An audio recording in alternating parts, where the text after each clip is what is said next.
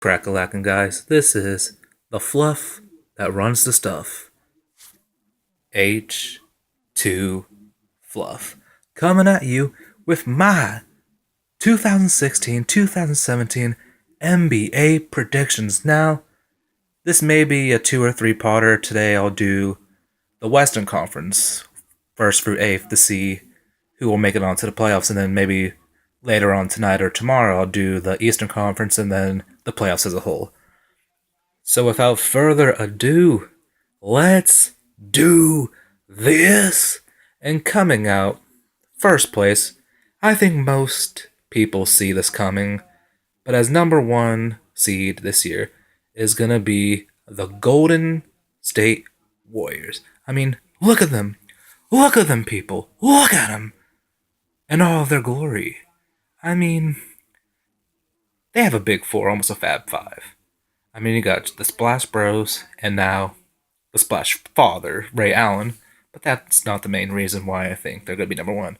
They got Kevin Durant now. Durantula, arguably one of the best players in the NBA and one of the best small forwards in the NBA. And he also got Drake money. But the thing is, will they be like the Big 3 in Miami their first year? Now, coming off back-to-back NBA Finals appearances, will they be tired? That's going to be a big question to find out.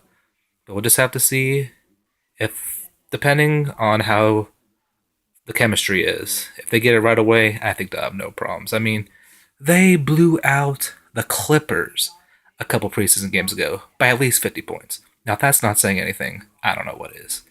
Now, number 2, I think I'm going with the Memphis Grizzlies. They've been clawing their way up the division for a while now. And I believe they added Chandler Parsons. I'm not sure. I'm coming from Pittsburgh. We don't really have much NBA games. We'll just see what has to happen. And by the way, I am wearing a Philadelphia Eagles jersey and an NBA prediction videos. Why?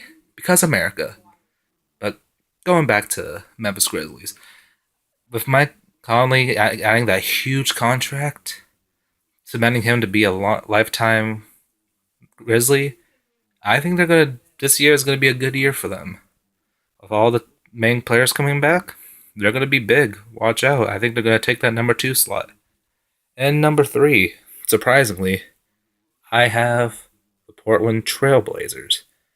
With Damian Lillard, I seen last preseason game score 30 points in 27 minutes.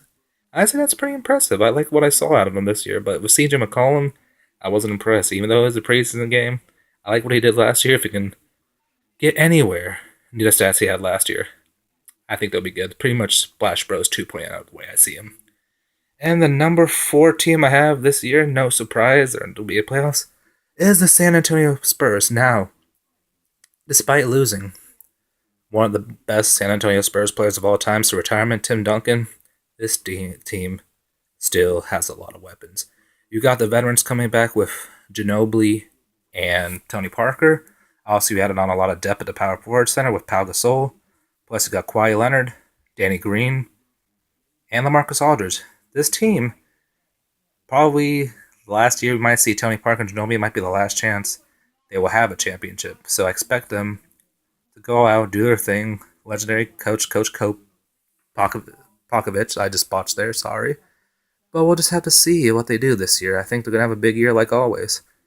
And now, my number 5 team, the Oklahoma City Thunder. Yes, they had a big blow, losing Kevin Durant and Serge Ibaka.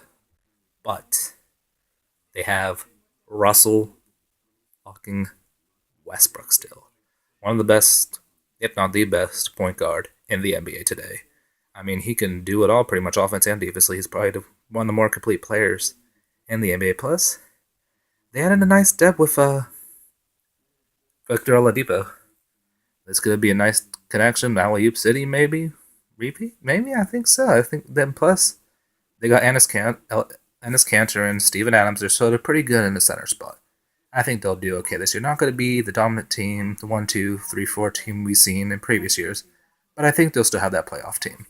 Now, coming in at number 6, this is probably going to be the more surprising stuff, 6 through 8.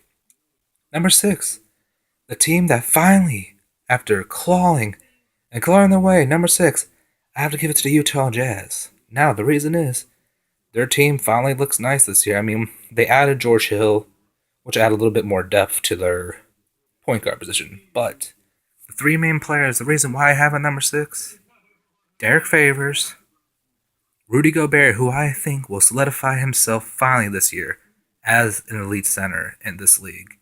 And the big player to see if he has a good year like always. The man that thinks, as I laugh at this, is better than LeBron James, Gordon Hayward. Bravo, kid. Good for you. Good for you thinking of LeBron. I like the guts, kid. But in all seriousness, that team finally, I think, will make their way to the playoffs. Now, depending on how they do, there might be a first round, second round, but I don't see them going any further than that. And we'll have to see how those 4 players will contribute to that team. And at number 7, I have the Houston Rockets. Granted, they did lose a big player in Dwight Howard, leaving to Atlanta to fill in for Al Horford as he got traded to the Celtics. We'll just have to see how they do this year. They do still have James Harden. I think, despite how good he is, he's still pretty iffy on defense, but that guy can score big time. Sir Mix-a-Lot himself.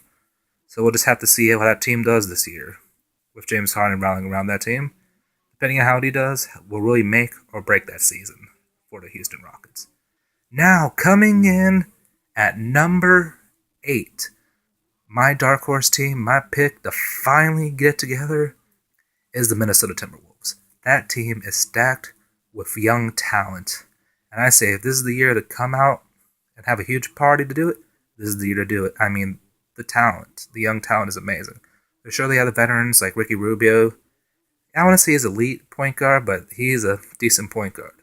And then you have probably the two best dunkers of the game, Andrew Wiggins and Zach LaVine. They're probably going to be doing their usual thing this year. But the big player I see coming out is Karl Anthony Towns.